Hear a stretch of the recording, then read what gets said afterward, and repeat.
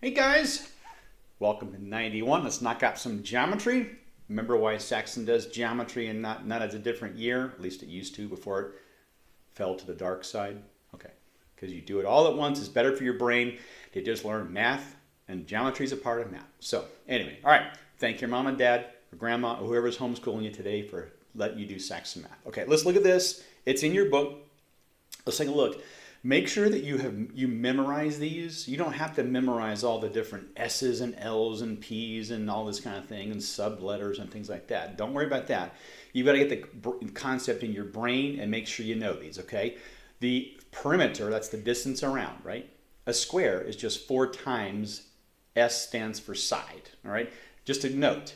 Anytime and you need to know this, and you need to get used to it, and you need to just put it as a part of your math vocabulary, and just have this down and use it because you're going to use it for many years in the future. Isn't that horrifying to think about? Okay.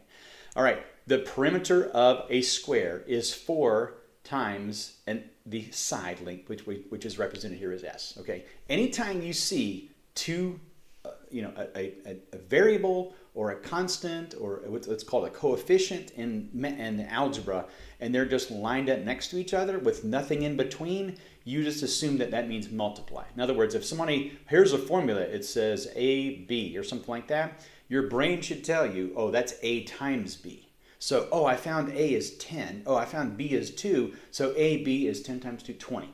Okay, that's what you need to do. So if somebody says to you, oh, look, here's the formula CDF, your brain should say, okay, that's C times D times F. So look at this group here.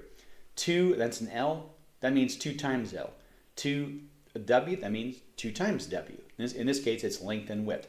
2 times B, 2 times S, and so on. All right, over here, B times H, blah, blah, blah. Okay, so the perimeter of a square is just whatever the side length is times 4. All right, the area of a square is whatever the side is to the second power. Now that doesn't mean times 2. That means the number times itself. In other words, if one side of if they say to you, a square has a side length of 9, what's the area? You go, oh, okay, well, it's 9 squared, or 9 times 9, or 81. If they say the length of a side of a square is 9, like we just said, you go, oh, the perimeter must be 9 times 4, 4 times 9, 36. Okay, rectangle, all you need to know is know the length and the width, and you just go, well, since a rectangle has 2 lengths and then 2 widths, you can just say twice the length plus twice the width. So if the length is 10 and the width is 4, you would just go, okay, there's going to be 2 10s, that's 20, and then 2 4s, that's 8, 28, boom, there you go. Okay, and this is kind of a more fancy, way of saying this. Perimeter is 2 times the length plus 2 times the width. Area is, in that case, it'd be 10 the length times 4, or 40. A parallelogram, remember, a parallelogram can be a square, can be a rectangle, can also be one of these. We'll talk more about those later, all right? Parallelogram just means that the opposite sides are parallel.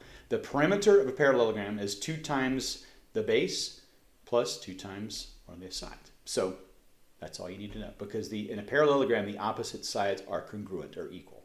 The area of a parallelogram is exactly the same thing as really a rectangle. You just have to know the base and the height. Remember, don't get fooled into going, we'll talk more about that a little bit later. Triangle, piece of cake, that's side 1, side 2, and side 3. You add all the sides lengths together. That's your perimeter, the distance around the triangle. Remember the area of a triangle, that's the newest one we did.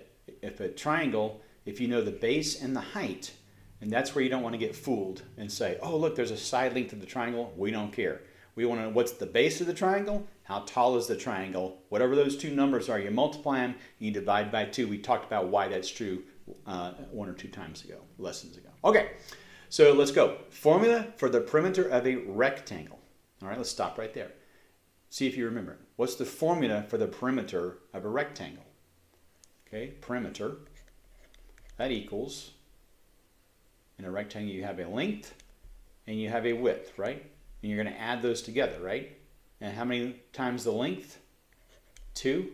How many times the width? Here, I won't spoil it for you. All right, you have to connect the dots to find out what. It's a 2. Yeah. Okay. All right. So this 8 is the length. 5 is the width.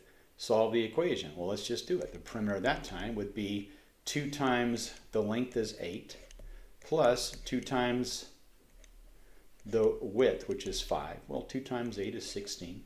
2 times 5 is 10. 16 plus 10, 26. There you go. Or you could have just said, well, 8 plus 5 is 13. 2 times 13 is 26. Same thing. Okay. All right. On to the practice problems. Pause it. Give those both a whirl and come back. Okay. Once again, area of a rectangle. Not once again. It's the first time we've done it.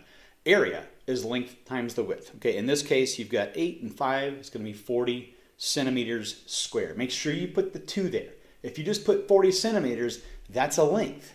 You've got to put 40 square centimeters. That tells the observer that this is a two-dimensional object, and it's got length and a width, and it has space it's covering. Okay, let's pause it and do B. Perimeter of a parallelogram, twice the base, twice the side. In this case, it's going to be 10 and 6. 2 of each of those, 16 times 2, 32. Boom, there you go. Okay, all right, knock them out today. Have a great day in math. See you next time. Take care.